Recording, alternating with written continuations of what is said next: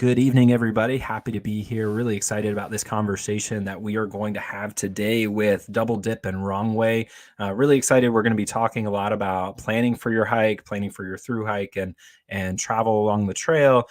These two are really seasoned hikers. Wrong Way has finished the Appalachian Trail already. Double Dip and Wrong Way both finished the Colorado Trail in 2022, and they are taking off very shortly on the Continental Divide Trail. So tackling what I consider to be probably the most difficult of the American long trails, and that will be coming up really soon. So by the end of this, I'll give you all their contact information for socials and the like, and you'll be able to follow them. But let me go ahead and start bringing them in, and you all are going to have to hear the story of both how I know them and then how they know each other, because it is just the quintessential Colorado Trail story. So let's start here. We're going to bring in Double Dip because that's who I met first. Double Dip, welcome. We met in Chicago at a meetup a couple of years ago, right before you set out on your first through hike. And you fell in love with Colorado and you moved out there, right? I did. It didn't take long after the trail to realize that there was no way I was leaving. Yep. It happens. It's a little bit addictive, and you're pretty excited about that Continental Divide Trail hike. Yes, I feel like I've been considering a CDT through hike since before even the CT, and the CT was my litmus test to see if I liked it and if I could do it. And once that went well, I reached out to Wrong Way and I said, you should quit your job with me and we should hike the CDT. Yep. And speaking of Wrong Way, so this is Wrong Way. Welcome. Wrong Way completed the AT. Was it in 2021 or 2020? 21. So finished the AT and then took off and tackled the CT. And just my personal story, I'm going to let you all pick up toward the end of it. But so I met Katie at a meetup, and then we drove to the trailhead together with it was. Oh goodness, it was the Mad Hippies. Miller of the Mad Hippies drove us to the trailhead first thing in the morning, and we started Waterton. And Katie, we didn't even get out of the parking lot, and she threw up the double deuces and then hauled. And I didn't see her again for the rest of the day until the very end of the day. And so as I was leaving Waterton, I started hiking with an AT completer who went by the trail name Wrong Way. And lo and behold, we hiked together that first day, and then I didn't see either of you again on the trail, but then I started seeing you all show up in each other's Instagram stories. So tell me a little bit about what happened after we weren't hiking together. Yeah, so I met Wrong Way a little bit outside of Breckenridge, and it was storming, and I was in a terrible mood, and it was my first experience with lightning and being scared of lightning, so I just was overall not in a very social mood. And there's this girl that showed up and I'd never seen before, and I kind of didn't pay her any attention because I was focused on the lightning.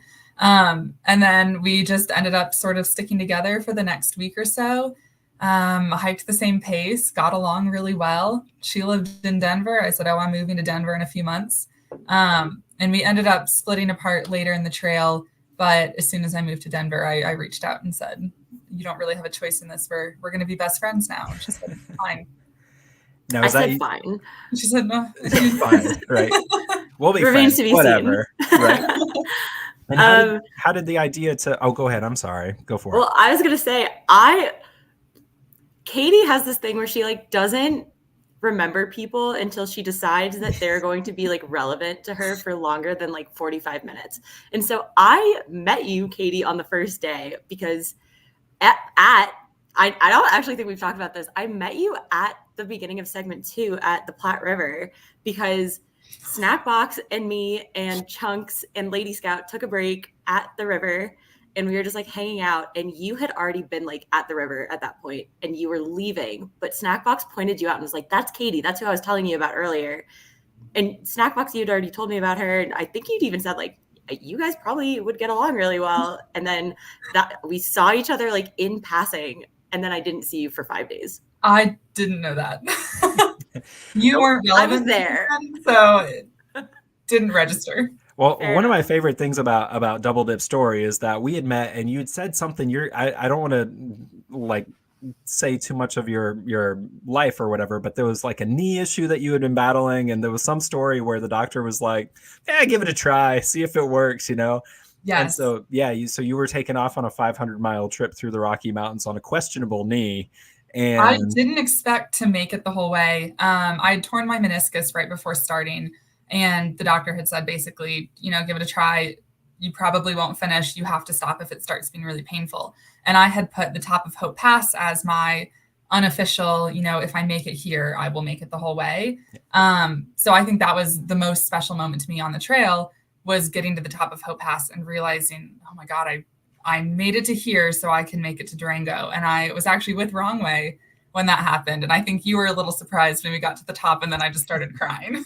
Yeah, yeah, I had no idea what was going on. I thought you were crying because I have a text, like we were texting while you were coming up. Like I was somehow ahead of you, which is not normal on uphills. Like Katie is much faster at uphill than I am. And I usually win on the downhills. But I have this text exchange where Katie is like, this is the worst 0.8 miles.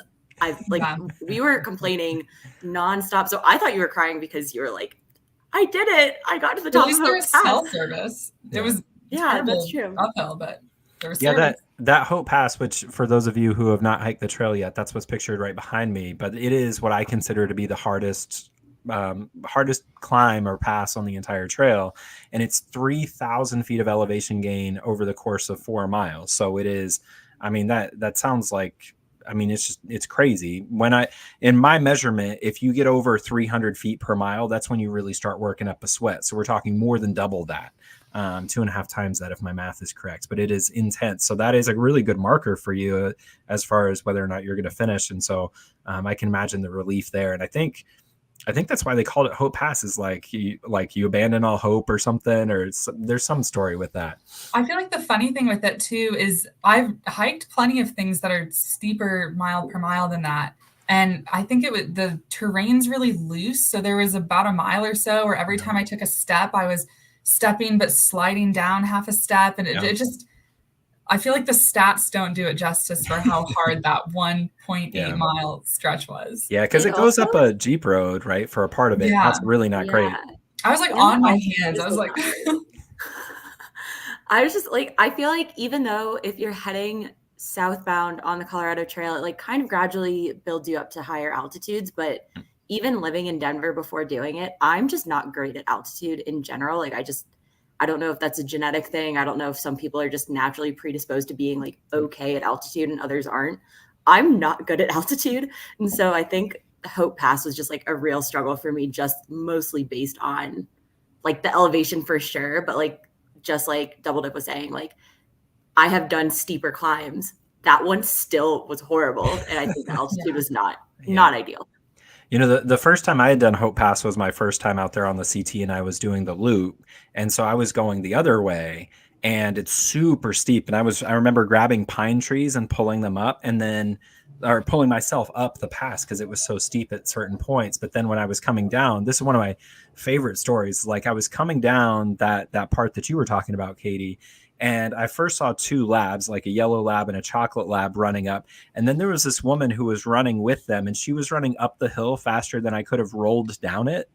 And it turned out she's some ultra runner in Leadville. I don't know who she is, but she was running. And then you just say hi to people. And so I was just like, hi, how are you? And she just goes, no, and keeps running right past me. That's rude. I think if someone had asked me how I was in that moment, I would have also just said no. Right. Yeah. Wait, okay, though. Back up to this. Back up to it's hard going the other way, because Katie and I have been saying for like months, we're like, I'm so excited to do Hope Pass the other way because we're going Novo on the Continental Divide Trail. So we will be passing Hope Pass. And we were like, it feels like it's going to be easier the other way. And we've been convincing ourselves of this for months. So like, you're saying that's not true. No, I think it could have been the time of day. I need you to tell me, lie to us, please. Lie to you? Here's what I can tell you is that you two are more than capable of doing it. If a 42-year-old man with birthing hips can make it up that way, I think you're going to be fine. I think it's going to be fine, but I do think it would be harder going the way you're going to end up going on the CDT, but it's also not as long. So you're going to have a shorter amount of time going up it. And the approach is longer and sort of more gradual coming down off of Lake Ann Pass. So you'll have lots of time to kind of work up and get over it. And also you can time it to where you go up early in the morning. So when I went over at that time, I think I started the pass at like 3 in the afternoon, and it was at the end of 17 miles already.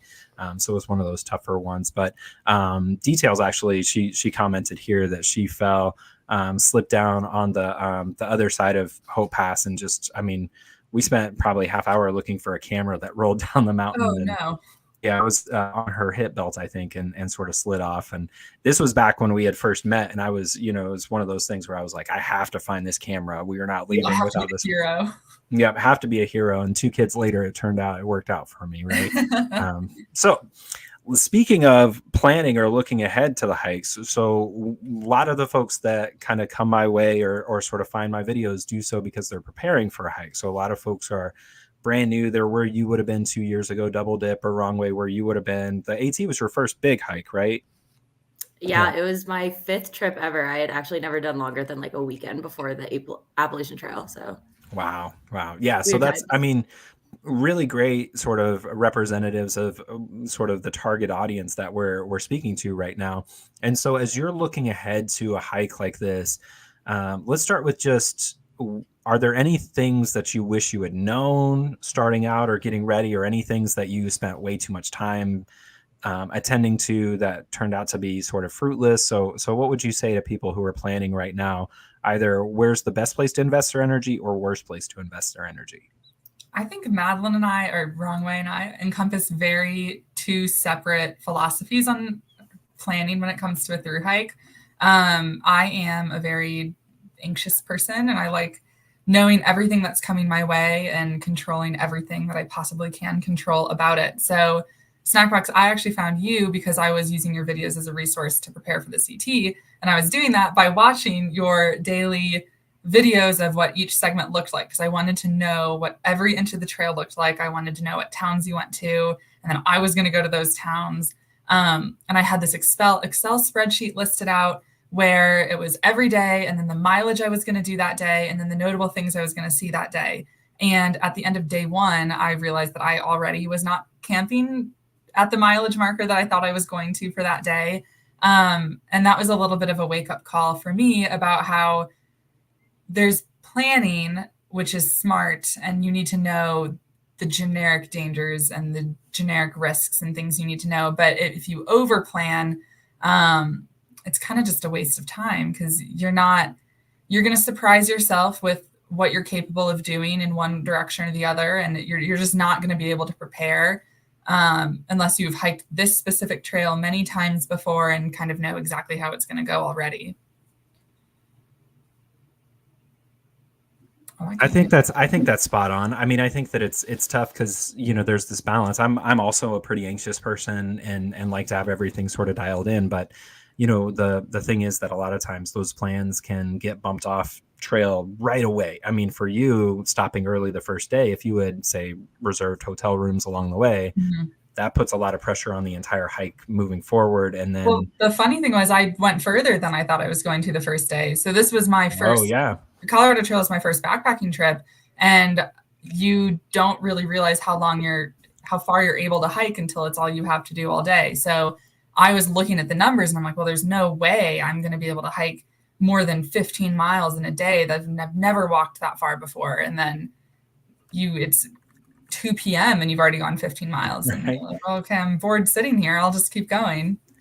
Yeah, and those mornings also pay off. I mean, we started the trail. I think we got on trail at 7 a.m., something like right as the gates open there at Waterton. And And it it made makes a big segment difference. 2, being able to kind of start early in the morning, a couple miles into segment 2, made that whole stretch really lovely. Everyone talks about how hot and exposed and stressful it is. And I think we had a great time in that segment because we were at the fire station by the time it got hot. Yeah, I agree with you there that segment 2 has a really sort of harsh beauty to it that you can absolutely appreciate fully if you get up early. But there's no middle ground. There's no like, this was really pleasant, but okay. It's either this was a really beautiful section that's really unique on the CT, or this one absolutely destroyed me. Yes. I mean, it was so hot and miserable. And I've had both of those experiences when I've gone through segment 2. And I definitely recommend the latter. Just wake up early and get through it. What about you, Wrong Way? echoing a lot of what Katie was saying, like I know planning for the CDT has just been really funny for us because we do represent the two very different ends of the spectrum of planning where Right. I like to know what are potential dangers that you can encounter on the trail, what are like notable experiences. Like for the CDT, there are a couple of towns that we're going to send resupply boxes to, just because they're not towns particularly close by with food options. Stuff like that I think is really important to plan ahead for, but having like a really specific idea in mind, I think can really hinder your trail experience. Like I think the point of these hikes is to be spontaneous and let it come to you, how it's going to come, and kind of take it how you're able to. And then the other thing I would say is like, I think a lot of people, especially when they're starting out, get really hung up on gear. And I think that is a place where you should put like obviously some energy into. I started the AT with a pump filter from like the 90s that was my neighbor's. I had hiking boots that were like way too heavy. But it didn't matter because like you were out there and figuring it out and getting what you needed to, and like learning what your needs were. I think if you're spending too much time at the onset, especially before doing a larger trail, trying to dial in your gear based on this is the lightest gear, this is the most expensive gear, this is what the people that I see on Instagram are using, and this is what I have to use. If that's where you're investing all of your energy, you don't give yourself an opportunity to figure out what works for you, and your gear needs are going to be really personal. And I think giving yourself time on trail to figure that out is incredibly important. Yeah, I think you hit the nail on the head there. And sort of going back to one of the things that you pointed out about not over planning, it's nice that Double Dips here, because one of the things that a lot of people don't consider is what if you're faster than you think you are, right? Or what if you're making better time, or maybe what if you find out that you are making good time and want to hit some 14ers and you didn't plan it. Now, being open to the idea that the trail could be so much better than you had imagined is also a really important part of this process. I think also with the CT, it's a great, in my mind, it's a really great first through hike because the towns are so accessible, because the trail itself does have switchbacks and grades, and unlike the AT, doesn't ride the ridgeline the whole entire way. That there are some ways in which it's very, I don't want to say beginner friendly, because it's certainly not an easy hike, but it certainly is a really good one to sort of dip your toe in the water. 500 miles is a lot, but it's 1 month, What do you think, Katie? I think the way I like to describe it is that a lot of the choices you'll have are very low consequence.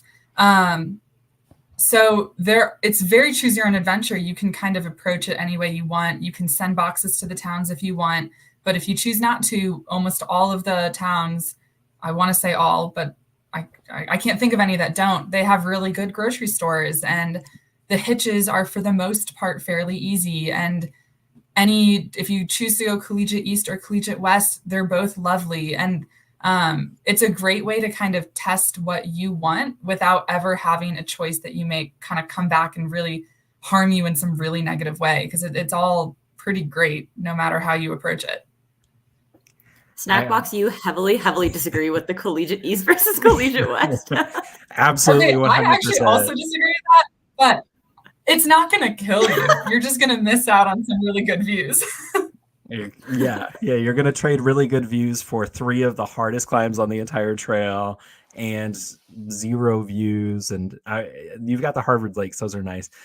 Sorry, I'm really not. I've tried hard for the last 3 years to not say anything awful about or explicitly negative that about is the not East. true. When I was preparing for the hike, I remember watching your videos and being like, okay, I guess I can't do the East.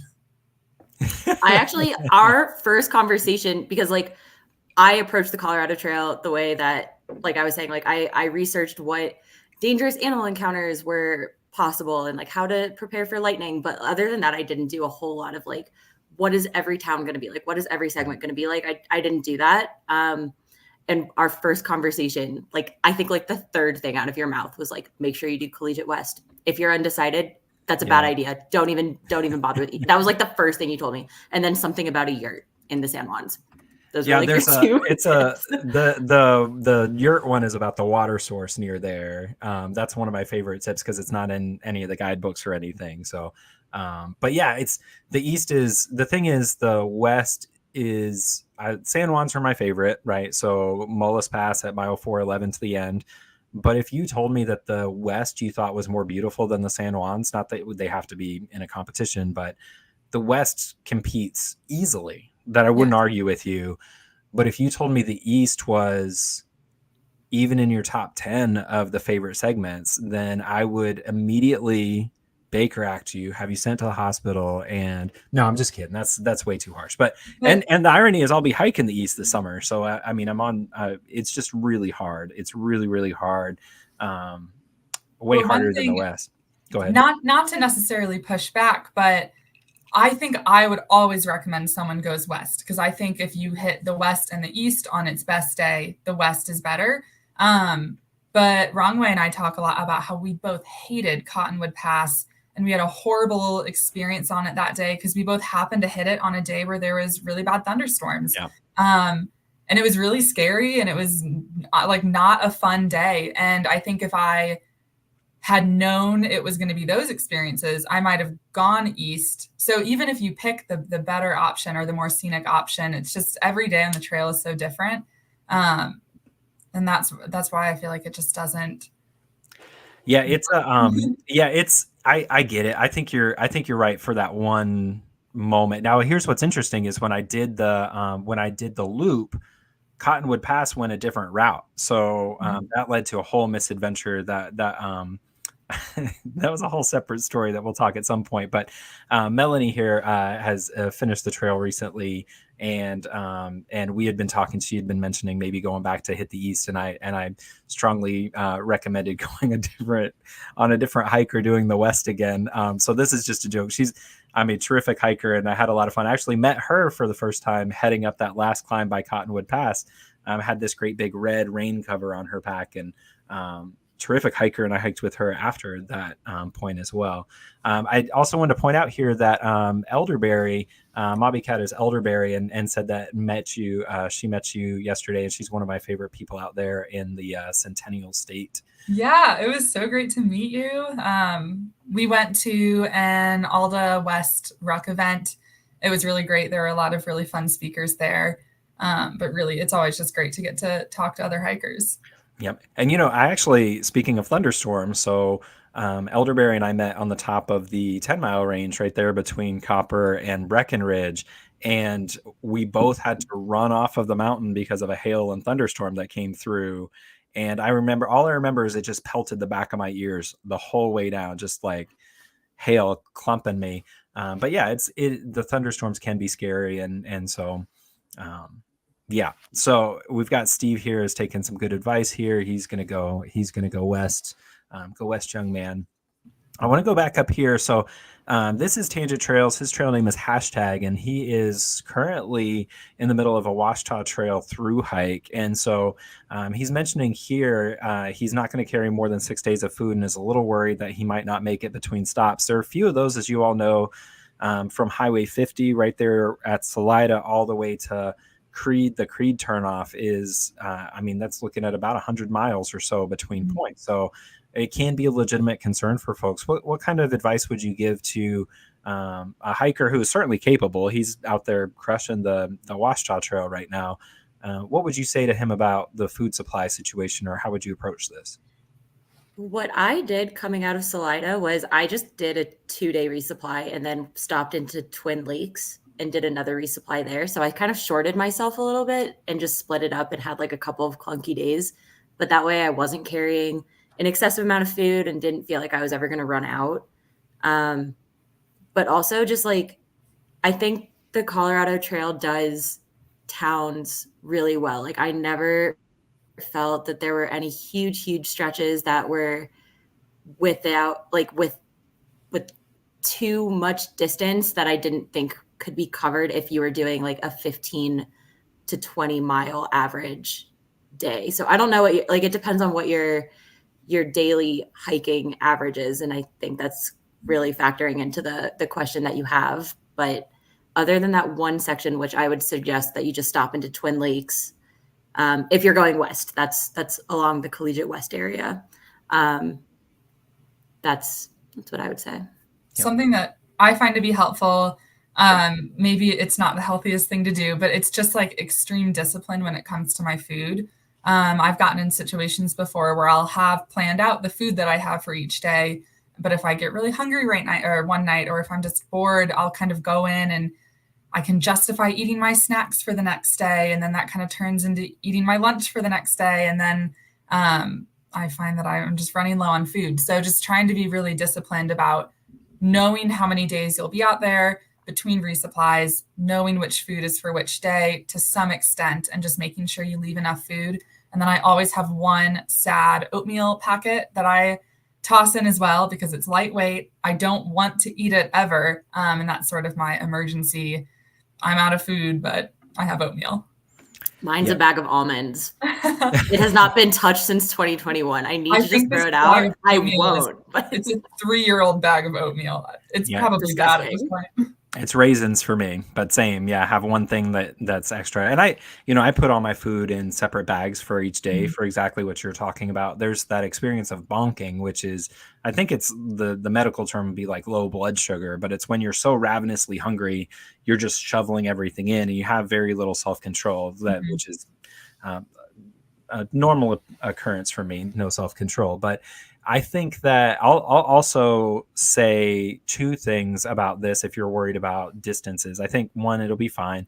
But the other two pieces, one is that's a great time to make good use of early morning hiking, because you can make a lot of big miles if you wake up at 5 a.m. or on trail by 5:30, and then you can always stop and rest and take naps and such. But I feel like you make better mileage those ways. So those can be days where you add in miles, make sure you get there. But then also what I would say is you can always, just when you're camping near people or whatnot, just say, are you all carrying more food than you want to carry?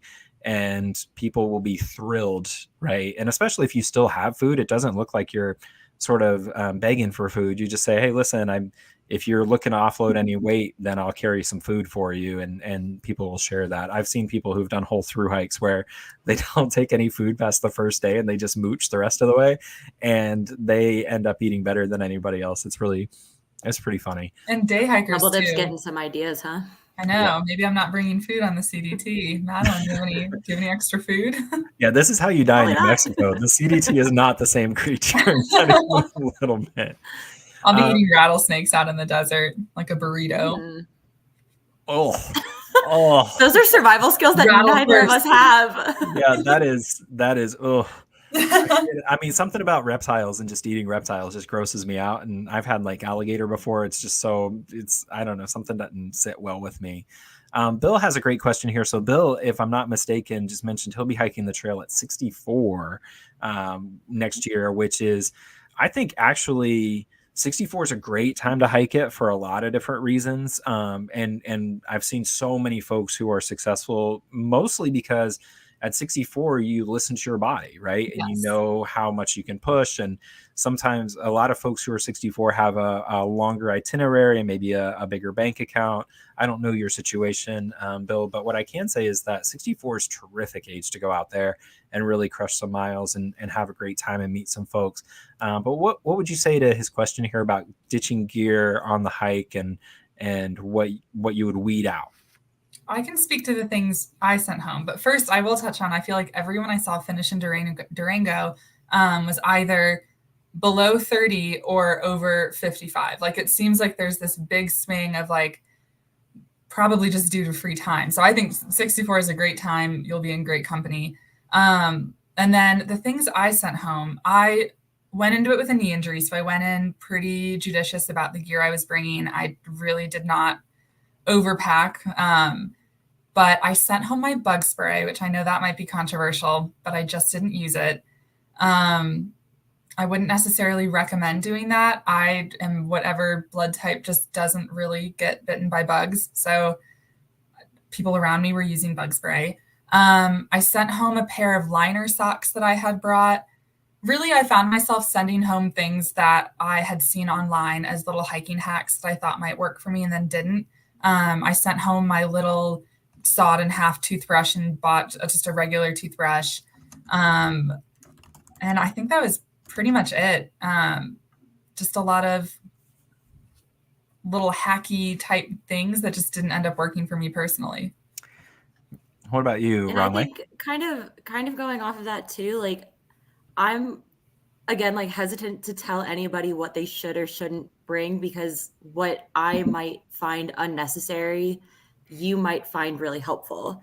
So like for example, I had this long knife that like my friend gave me because he was nervous that I was going out to do a solo through hike, and he just gave me this knife. It was really lightweight, but like I was like, oh, maybe I'll need it if I get like attacked by a mountain lion.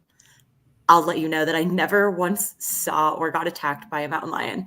But eventually I was like, my now husband came to visit, and I just sent it home with him because I was like, I don't need this, but it could give somebody else peace of mind. It might make them feel a little bit more secure. So I think just anything that it like, you know how some people have that rule, like, oh, I haven't worn this piece of clothing in a year, so now I'm going to get rid of it. I think on a through hike, if you're saying, like, I haven't used this piece of gear in a week, if it's as short a trail as the Colorado Trail where you're doing it in 4 weeks, the terrain is not varying by that much. You're not going to need an ice axe 1 week and then not need it. Like, you're not sending yourself stuff like that. If you're not using it after the first week, I would say it's fair game to send home. Yeah, I think that's sound advice, and sort of the core of it too is have a rationale for how things make their way into your bag and not. And for me, I always tell people pack things you might need, not things you might want. And so that's a really helpful one for a lot of different reasons. But I do think your point as well, Wrong Way, about knowing that you can send this home, and Katie did that too with a lot of her stuff. You know, if you want to treat the first 40 miles as a shakedown, get picked up at the Rolling Creek Trailhead, go to the Bailey Hostel.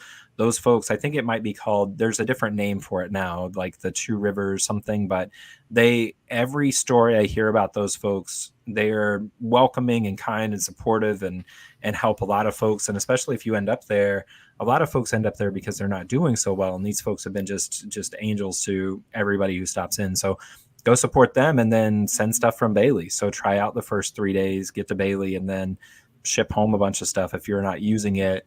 And some people have different tolerances for different things. So for me, if it was a buggy trail, I would need it because I'm the opposite of double dip there, where they find me and they find my ankles really quickly. But all the same, I also don't like carrying a ground sheet, and I would sleep on the ground, right? So I have a lot more tolerance for bugs than a lot of people do in or ground bugs, I guess. Two Bridges Lodge Road, Rose V said there, so that's the one in Bailey. So if you're watching that, that's where this one, that's the one in Bailey there. Yeah, that one. I tell you what, I mean, I've seen a lot of folks and I've been that person. It's also kind of like a rite of passage to carry big, heavy, unnecessary stuff. So that's another piece of it is know you're going to carry some stuff that you don't need and send it home. When I did the collegiate loop, I was out there 8 days and I took 4 canisters of fuel. And I was sure I was going to run out, and I didn't even make it through the first one by the end of the hike. So you'll take stuff that you end up not using and just know that that's all makes for a great story later And on.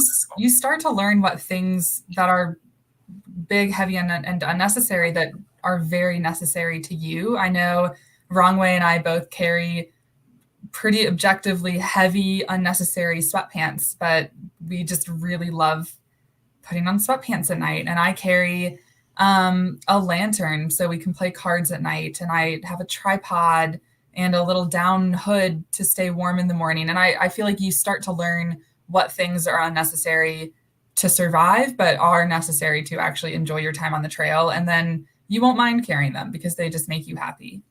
Yeah, we've talked a lot about like the effort to carry to joy that they bring ratio. It like kind of figuring out like I carried a camp chair, like a 1 or maybe it was even 2 pounds. Like it was so unnecessary, but it was so comfortable at the end of the day to just like sprawl out and be able to have like back support.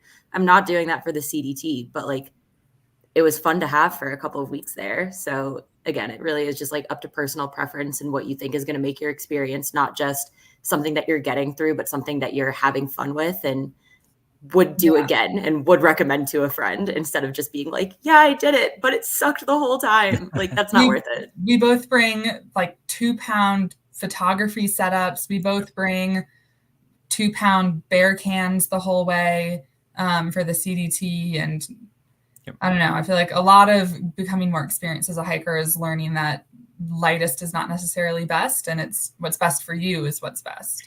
That's right. It's sort of a, you start out and you're always, I think your first setup is always going to be the heaviest. And then it decreases and you get way too light, where you then find out that, you know what, it'd be nice for me to have a more comfortable sleeping pad. It'd be Mhm. I nice for me think, to do Katie, this. you've had like the opposite experience where your first setup was like incredibly, incredibly ultralight. And I Yes. remember looking, being like, whoa, that's like, this is her first time. And this is crazy watching you have this gear. And over time, you've like added things or switched things out because I think through hiking is a very tough social crowd to break into. And so my first through hike was right after college, and I was young and didn't know anyone in it. And I just felt very insecure and felt a lot of imposter syndrome. And the way I chose to combat that was coming in, and I didn't want anyone to be able to question my abilities based on what I was carrying. So I did all the research and I had very light gear. My base weight for the Colorado Trail was under 10 pounds. And I looked like an experienced hiker, and therefore I thought people would treat me like I belonged. And then as I've gained experience, I've gained gear because it makes me happy. And there have been a couple people that kind of laugh at the things I bring, but in my head, I'm like, I've hiked more than you, and I'm very confident in my own abilities now, and I don't need to look the part to feel accepted in the community. Yeah, that's spot on too. And one of the things that I think is important is to know that you're getting good use out of the gear. And so that's Mhm. where it becomes really sort of a delicate balance, because I've seen a lot of folks who carry a lot of luxury items, like a lot of luxury items, and then they're miserable because, you spend 8 to 12 hours a day hiking and then you spend the rest of the time asleep. So you really set up so much of your life around, when you're carrying a lot of comfort items, they tend to be at camp items. So Mhm. you basically tailor your gear to be comfortable at camp rather than on the hike, which is when you really should think about trying to maximize that comfort. But also everybody has I think that'd be a fun conversation at some point, is to just ask every hiker you ever meet, like, what's the one ridiculous thing you're carrying? And for you it might be sweatpants and a tripod. For me, it's a clean pair of socks for every single day, right? Mhm. So I have 6 to 8 pairs of socks in my bag at any given point. But other people, it could be like a camp chair does a lot of good. I've seen people with paint sets go out into the wild, and if that's what makes the trip special to you and work for you, as long as it's not harming your trip, hike your own hike, man. Carry Yeah. whatever you want, make yourself comfortable, have fun. Carry a beer to have at the top of Hope Pass if you want to, right? Like, carry some weight if you need we to, should have done that. right? Well, That would have made it we so much more fun. we yogied a honey singer waffle off that runner that we met up there. So we had a celebration. I did meet on the JMT. I met two hikers who were just finishing the trail. I was at Guitar Lake, and they were finishing when I was about to start the JMT, and they were probably about y'all's age, had crushed a bunch of miles, but they hiked in a pint of Jack Daniels so that at 8 in the morning when they're atop Whitney, they could chug it, race down to town, and finish the trail with drunk McDonald's, which I still think is the most That hilarious. is so brave. I did the Right? JMT this summer, and you aren't allowed to poop out in a cat hole from Guitar Lake up to the top of Whitney and back. And I did. If you poop in a wag bag, you kind of have to carry the wag bag until Right. your next resupply, which for me would have been, I don't think MTR accepts wag bag. So I would have been carrying a wag bag the whole trail. And so I remember leaving Guitar Lake and sprinting up Whitney the whole time, like, don't shit. Like I have to make it back to Guitar Lake. I can't imagine taking a shot because then I would have had a wag bag. Yeah, that one I had the opposite experience, but the one detail that I found out, so I did need to use a wag bag on the side of Whitney, and people will hear this story tomorrow in a different place. But the I had it turned out that apparently up that trail from Guitar Lake, I think you can. I'm not certain, but the year I did it, you could. So we used them at that point. And when we basically were throwing them away, somebody told us that we didn't need to use them then. So we gave our poops a 200-mile tour of the Sierra, because it's not until Red's Meadow that you could throw it Yeah. away. And it was just a mess. But yeah, what are you going to do? Yeah, so brave, so courageous. And to hike drunk down at 8 a.m. off the tallest mountain in the lower 48. Without pooping.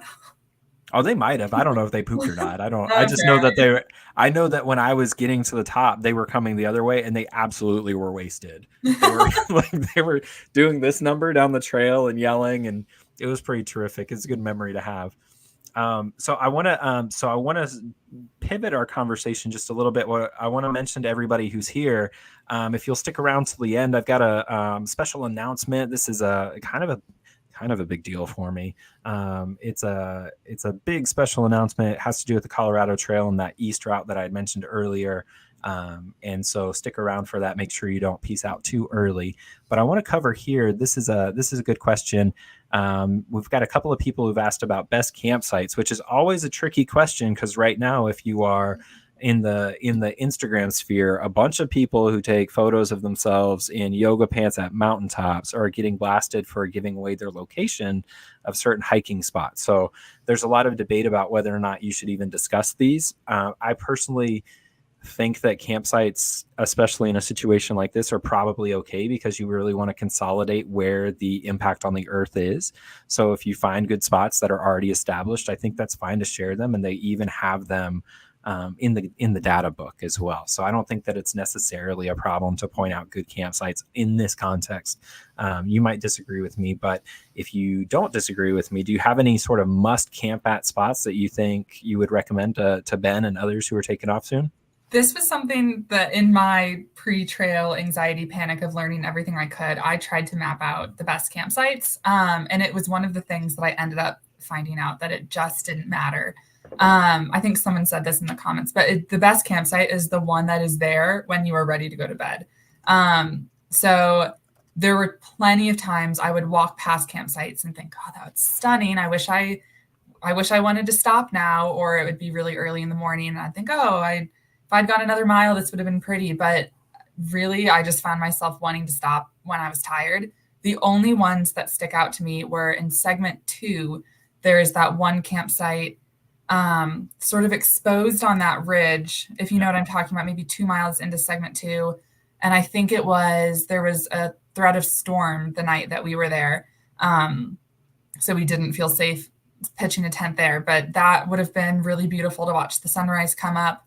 And then the only other night that really stood out to me was my Tramley and I cowboy camped at the high point.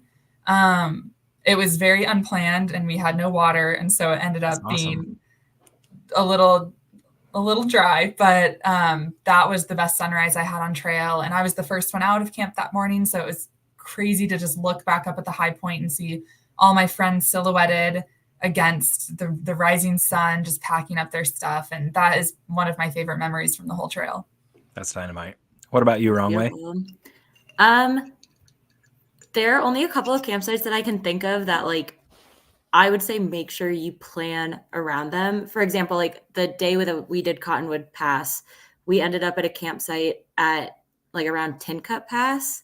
Mm-hmm. And again, this is Collegiate West, but there was like no good camping for, I would say, like 5 or more miles on either side of it. So there were like probably 15 of us crammed into this meadow. Everyone was there, and the meadow flooded.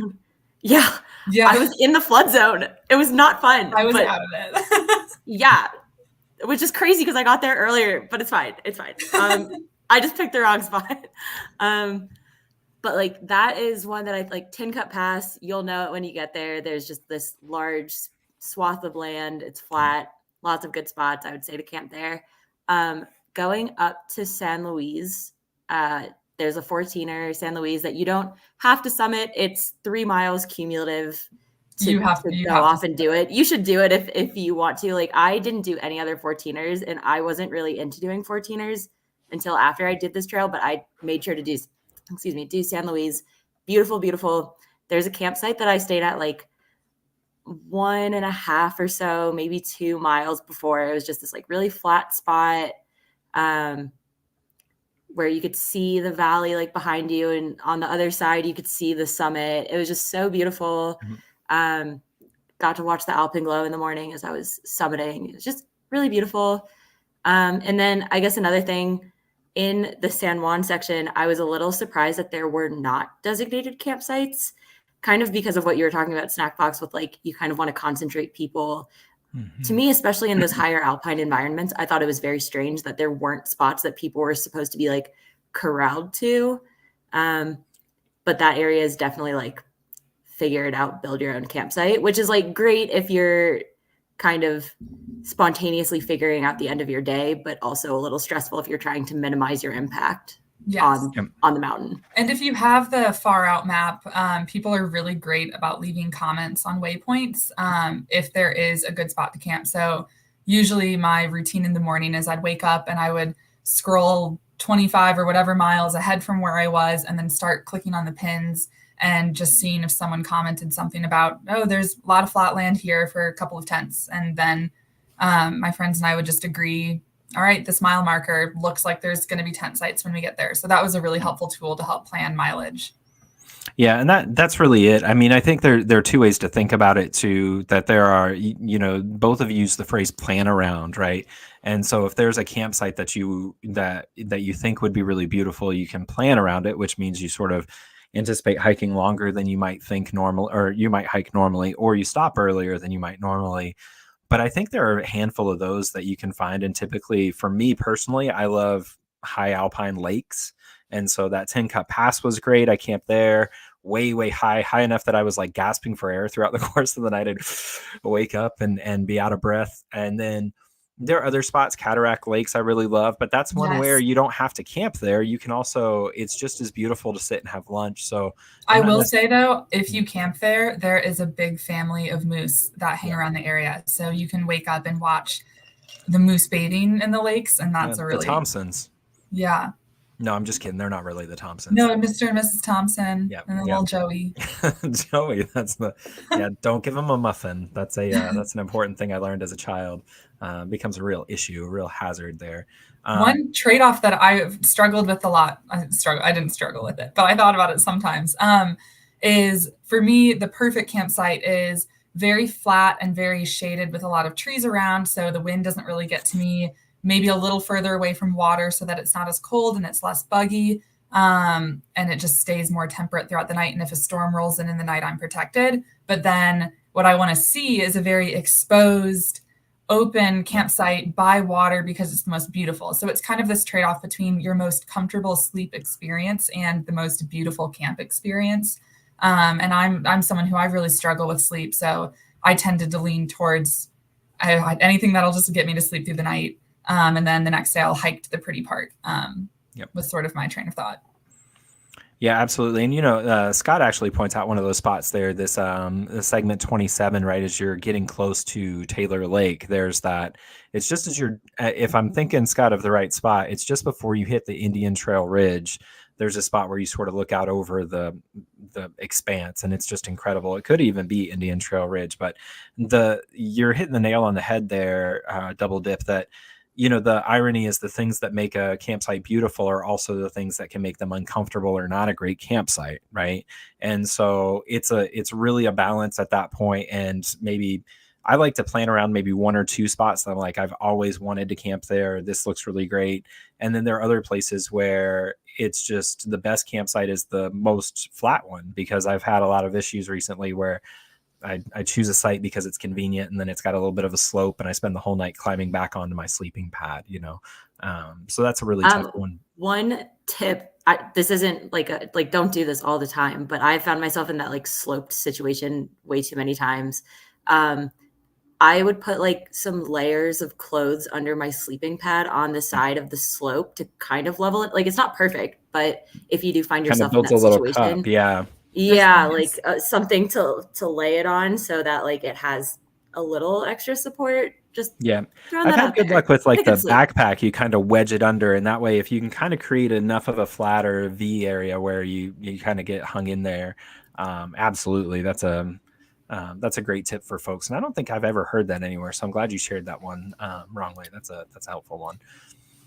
All right. So let's think here. I want to ask one before we're wrapping up here. So training is a really big one. I think a lot of people are nervous about training. They don't know exactly what to do for training. I know I'm no athlete. I have my own thing that I do that I don't know would work for everybody else. And I don't know that it really works for me either. But what are you two doing both to train for the CDT, and then also what would you recommend people do as they're training for the CT? I think both of us are in this like really weird predicament where like we're both not in great shape right now. Like I would say that like there's this conception that if you're starting a through hike that you're like already in like peak endurance shape, and that is just not true. Like before starting the Appalachian Trail specifically, I was like kind of running sometimes. I was never lifting. I'm lucky I have like solid joints. Like I don't have like terrible knees or anything. I don't have like weak ankles. So definitely like train the things that you are already aware of that are going to be issues. But I would say like the best thing that you could do, honestly, is starting those first few days to first few weeks slowly. We made a point for the first 2 weeks to not exceed 15 miles on the Appalachian Trail. And we were a group of like 20 to 25-year-olds. We stuck to like 10 to 15-mile days no matter what. And like got the feel for trail legs, got the feel for walking all day. That was probably the best workout for us. And if you're nervous about getting started, maybe just start carrying your pack around your neighborhood for a couple miles every day and start getting a feel for that, and building up. But I wouldn't, again, like the answer to everything backpacking and through hiking is it is personal. It is whatever works best for you. And like that's, I'm sure, a very frustrating answer. But I'm not going to tell you like what specific training plan is going to work, because it is whatever your body needs, which is going to be different from what my body needs. Right. I will tell you the exact training plan that's going to work. So I'm joking, but She's got a spreadsheet for it. She's already talked to the experts. Yeah, you should see the info. Like the graphics are insane. They're I gorgeous. like Excel. Sue me. I have pretty bad knees. I've now torn both menisci in both my knees. And I broke my foot in January, so I'm kind of coming off of that. So I am very stressed at how out of shape I am going into the CDT. Before the CT, the month before, I'd run a marathon, and before the JMT, the month before, I'd run a half marathon. And now I'm sitting here and I kind of get out of breath when I get up to make coffee. So I definitely am, wrong way is absolutely right. Like starting slow is probably the best thing you can do to avoid injury on the trail. But another thing I do, knowing that I have bad knees, is I have a little physical therapy routine that I do every morning in my tent and every night before I go to bed. I think it's easy to say that you want to stretch, and then it is shockingly hard to actually stretch every day. Maybe that's just me, but it's so hard to get the discipline to actually do it. You are sweaty and tired and kind of miserable and really sore. And the last thing you want to do at the end of the day is stretch out. So I don't do it every day, but I make a point to do it most days. I stretch the muscles that for me specifically are an issue. So for me, it's my hamstrings, my calves, and like my gastroc and my soleus in my calves. And then I have a little physical therapy that I do just in my tent before I get out and start the day, so my muscles are warmed up. It also helps me get a little warm and just helps protect my knees. It's not perfect, especially on longer through hikes. It's almost a guarantee that you're going to have some sort of injury, but just knowing the things you can do to mitigate that, and then have a couple of exercises in your brain or stretches in your brain going in that can help you when you're on trail. Yep. Something that people don't talk about a lot is it's really scary to feel like something is going wrong with your body on a trail, but not have access to cell service to go on WebMD or to go research things. And obviously things can go wrong at any time that you can't prepare for, but I know I have done a lot of research into the various things that could happen to my knees, and what they will feel like and what I can do to take steps to correct that. And hopefully if anything starts happening with them, I can kind of say, okay, I looked into that. That's the IT band. And here's a couple of things to mitigate that. So just being aware of your body, being aware of what the potential issues are going to be, can be really helpful in the long term. Yeah, I think to kind of couple those then, doing a little bit of training or doing training, right? So walking your neighborhood, it doesn't have to be, an intense like 2-hour CrossFit session. It just needs to be something. And it's not, and to your point, Double Dip, it's not just to get physically in shape. It's so that you can learn your body enough so that you know, for instance, I have what's called Morton's neuroma, which is this sort of very painful but very harmless kind of condition where my middle toe goes numb and then starts burning, but it burns, then goes numb, and then I'm fine, right? Because it's about swelling around the nerve. But if I didn't know that that was like just keep hiking and the pain will numb, I wouldn't have known that, and I would have been very scared, and I might have even changed my gait as I walk, which can lead to further injury. And so just doing some training so you learn your body and figure out what it needs is just invaluable as well. So I agree with you both that it is personal. The stuff you need is very different, right? So I need a lot of cardio and some strength training and knee flexibility, where you all might need something with plantar fasciitis or whatever you're wrestling with. But know that stretching also is absolutely helpful, and Girl Plus Dog Adventures echoes that, says stretched every night and morning, and I think it helped significantly on trail. And she was carrying a pack that got upwards of 60 pounds, and she is 5'1". It was more than half her body weight for sure. And so That's impressive. Yeah, she's also an info hound like you are. Her trail name is Details. So that I love that. Yeah. You get me. Yeah. She's got the spreadsheets for everything, and yeah, it's pretty remarkable. But yeah, stretching absolutely is underrated. You definitely do it and focus. For me, I think IT bands, learn a little bit about that and then learn about plantar fasciitis and start working on that. Not that you'll have it, but those are always good for preventative measures. So here's what we're going to do is just a reminder here. We're going to do a special announcement here in just a moment, but I want to point you in the direction here of you have to make sure that your handles are correct on Instagram. Wrong Way is at Madeline _ Meanders. With an N. Sorry, Meanders with an N. Hold on, let me change that up. Hold on, I will fix this. No worries. It's meters. No, meander spelled with an N. There we go. Let's try this again. No. There we go. Meanders with Double Dip at Katie, which I think is clever, .trail. And they are both your Continental Divide Trail ambassadors this year. Is that correct? Yes. Yes. So if you all have never followed people doing a major thru hike on social media, I highly recommend it. I also recommend even getting a map of the trail and tracking, find a half a dozen people and just track where they are, because it's fun to sort of cheer them on from a distance. And I'll be following both of your hikes and really cheering you on, and maybe crossing paths with you in Colorado if you all are late. If Double Dip's meniscus gives out and you all have to take 2 months in, I'll crawl. I'll drag myself there. Right. I will drag her. I think the best piece of gear you can bring on a thru hike is just sheer stubbornness. Right. Yep. I absolutely agree with you. I think that got me through. I tore a ligament when I did the stretch from Salida to Durango, and I tore a ligament day 4, and just sheer stubbornness. I still limp, but it's worth it. You know what I mean? I'm just kidding. Guys, take rest days. Don't listen to them for a second. Yeah, take rest days. Absolutely. So yeah, let's go back to that for a minute. Is one of the things you mentioned too, Wrong Way, that I wanted to go back to for a second, is you had mentioned give yourself a lot of time. So shorter miles early, give yourself a lot of time to sort of break in, especially if you've not done significant amount of training. And the cool thing about the CT is that the later miles, the last 250, are a lot faster than the first 250, both because the elevation is a little bit gentler, weirdly heading into the San Juans, but then also because you will be in better shape. So don't be discouraged if the first 100 miles take longer than you thought they should.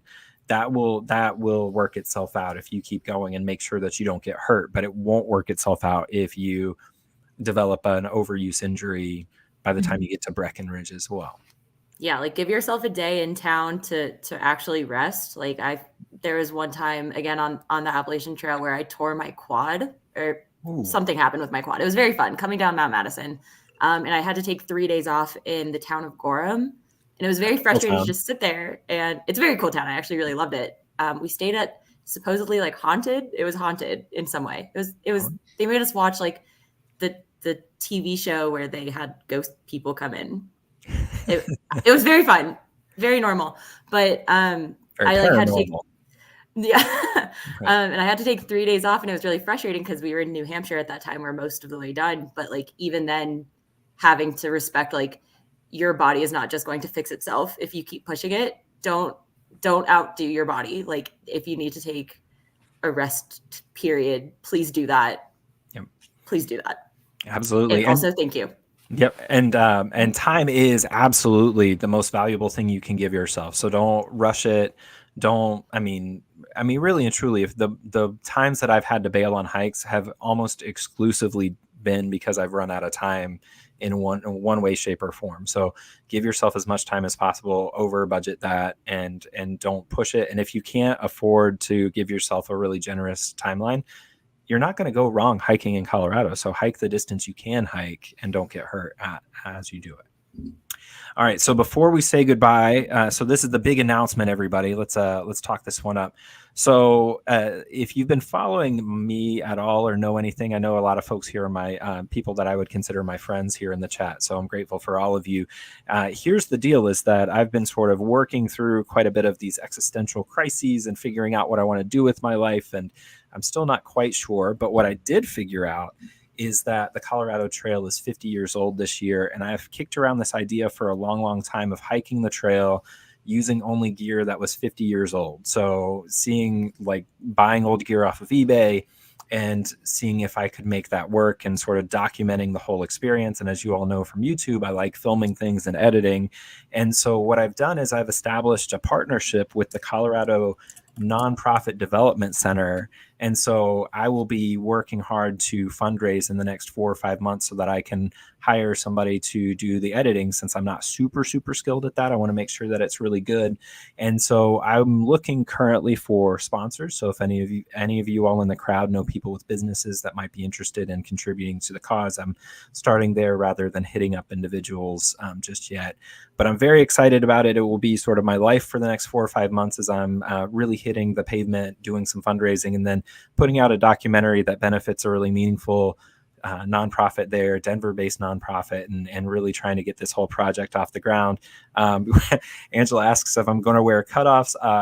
Actually, I've thought about buying a pair of those like shorty shorts that have the little stripes on the side, like the gym shorts you'd see in the Wonder Years. So very much a possibility as well. I don't know for sure.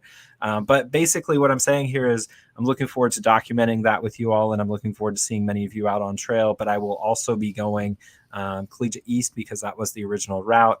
And then here, I've got to give you a little bit of this backstory here, fishnet underwear.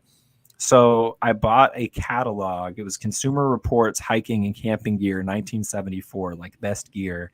And it is a riot because they did not, pardon the language, they didn't give a shit about weight back then. So they're like, your base weight or your backpack should be 20 pounds, and then you should add a tent and a sleeping bag. Like they said 20 pounds before you added any of the big three to it. But they had all these hilarious ads everywhere throughout it. And one of them was for fishnet underwear. So it was like a full long john suit of fishnet. And so honest to goodness, if we can find a pair of those, I will wear fishnet underwear at the on the Colorado Trail through hike this summer. So I'll be sharing more details about it. It's currently, the title of it is tentatively 50/50 on the Colorado Trail, and you can find it on the CNDC website. And I will be sending out all sorts of more information. But again, if you have the hookup with businesses that might be interested in supporting the project, let me know and put me in touch with folks, because I would really love to work with local businesses, small businesses, and give them some props as well with a nonprofit tax-free or tax-deductible donation. So that one is that. Melanie says here, external frame pack. You better believe it. I will have an external frame backpack. Which, by the way, I have one you can use if you want. Yeah, I don't know why I have one, but I do have it was my grandmother's backpack and has the external frame. Yeah, it's got to be, if it's 50 years old, maybe, but we'll see. So part of it is that I'm hoping that a company like Kelty will be interested in sponsoring it, and then I can use their bag. So that's kind of part of the plan as well. But yeah, it's the external frame backpack. They've started selling aftermarket external frames that you can attach to your frameless backpack. Have you seen these? No. I just love that we've come full circle, that they're like now selling framed external frames that will go on the outside of the backpack. And I'll send you all a link. It's great. And people who've got them say they love them. Rolf, who, if you're in the Colorado Trail community, you know Rolf, he's got one and he swears by it because it gives him a lot more ventilation on his back as well. I have a family friend who was the 18th person to ever through hike the PCT. And maybe I can put you two in touch because he has a lot of interesting stories. He hunted his own food along the way, and he said his pack weighed 80 pounds, and he brought a resoling kit to resole his hiking boots as he went because he couldn't stop and buy shoes anywhere because there weren't really trail towns. I'm out here like gasping for air, and he's cobbling his own boots in the middle of the I know. He's like, "Oh, you're doing the CDT? That's cute. You're gonna go into towns and get food. I have a fishing pole." He's like, "How many miles are you doing?" "I don't know. I got to finish tanning this hide first, and then I'm gonna get back on the trail. Gotta churn my own butter and then keep going." Holy mess. Guys, I don't even know where to begin with that. He's a hunter-gatherer hiking. I don't know. Well, terrible. Terrific to have you both on. Thank you so much for your time as well. And so I'm really grateful for you all. Again, I'm going to put up those the Instagram handles, so make sure that you are following both of these handles as we move into the hiking season. When is your departure date? Late April. Late April. Gotcha. You don't have it sort of, there's not like a nail on the calendar. You don't want people to know. There is, but yeah, we're trying not to put it out there too much. So. I feel like my parents would be sad if I broadcast my exact location on the internet. Yep. Totally understandable. Yeah, I can completely understand parents' nervousness about sending their loved ones into the wilderness. I'm trying to teach my 17-month-old self-reliance, so I've been leaving him in the park and making him find his way home. Well, he should do the CT. Drop him off at water. Actually on Hope Pass, and then let him figure out lightning storms this summer. So I mean, but he's going to be almost 2 years by then, so he's probably already knows that. He sounds very ready. If he's 2 years, I feel like he can go ultralight. Just carry his own backpack, and you don't even have to go with him. Right. I don't think there's enough goldfish or applesauce in the world to get him through the CT. Right. Yeah. All right. Well, thank you both again. Really grateful for your time here, and stick around. I will say goodbye here in just a second to you all, but thank you again, and I appreciate you both. Thank you. Thanks for having us here. Absolutely. We'll have to have you back on somewhere midpoint in the trail. So maybe when you get up to like Wyoming, we'll have you back on to just give us an update of the trip. That'd be great. The whole update. We're gonna look so much dirtier. Grizzly bears. We'll be able to smell you through the YouTube. They'll be like, "This is not the green waves coming off." It's gonna be great. And with that, thank you both again. And we'll talk to you later, everybody. All right. Well, thank you, everybody. Stick around. Let me know if there's anything I can do to help as you're planning your adventure down the Colorado Trail. Shoot me a message on Instagram at Backcountry Champion. If you are waiting for a response, please resend it because I am prone to forgetting things or losing track of things. So please pester me if you need any information. Thank you all in the chat here. It's really great to see you all. And I will see you all maybe next week, maybe the week after. Take care, everybody.